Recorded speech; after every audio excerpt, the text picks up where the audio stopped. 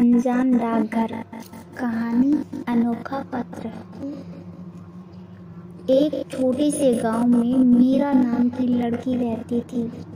मीरा नटखट और जिज्ञासु स्वभाव की थी। गांव के लोग उसे प्यार से जासूस मीरा भी कहते थे, क्योंकि उसे नई नई चीजें जानने का शौक था।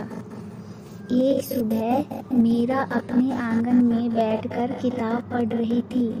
तभी उसे कुछ अजीब सा महसूस हुआ। उसके पैरों के पास एक पुराना और धूल से भरा हुआ पत्र पड़ा था। उसने तुरंत उसे उठाया। पत्र साधारण नहीं था। उसका कागज पीला और किनारे से जला हुआ था, जैसे बहुत पुराना हो। मीरा ने देखा कि उस पर न भेजने वाले का नाम था, न किसी का पता, सिर्फ एक पंक्ति लिखी थी। यदि तुम सच में बहादुर हो तो डाकघर नंबर 13 पर आओ।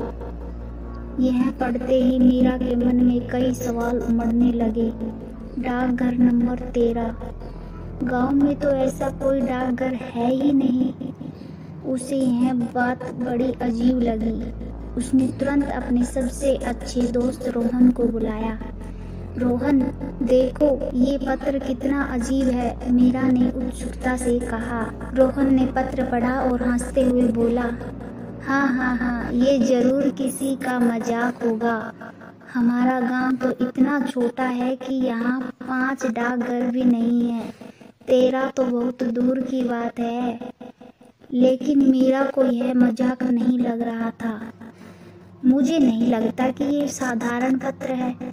कहीं न कहीं कुछ बड़ा छुपा है, उसने गंभीरता से कहा। रोहन को मीरा की बातों पर यकीन नहीं था, लेकिन उसकी जिज्ञासा भी बढ़ चुकी थी। दोनों ने गांव के बुजुर्गों से बात की। सबसे आखिर में वे दादाजी के पास पहुंचे, जो गांव के सबसे पुराने आदमी थे। दादाजी ने पत्र देखा और उनकी आंखें चौड़ी हो गईं। डाकघर नंबर 13। बहुत साल पहले, जब मैं तुम्हारी उम्र का था, इस नाम का एक डाकघर हुआ करता था, लेकिन किसी रहस्यमयी घटना के बाद उसे बंद कर दिया गया। लोग कहते हैं कि वहाँ कुछ अजीब चीजें होती थी। कोई वहाँ नहीं जाता था। मीरा और रोहन का उत्साह और बढ़ गया।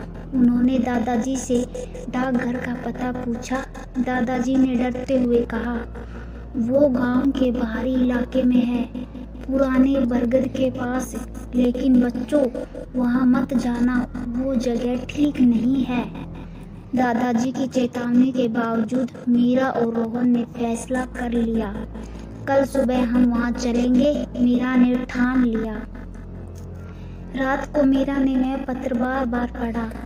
हर बार उसे लगता कि पत्र किसी गहरी साजिश या रहस्य की ओर इशारा कर रहा है।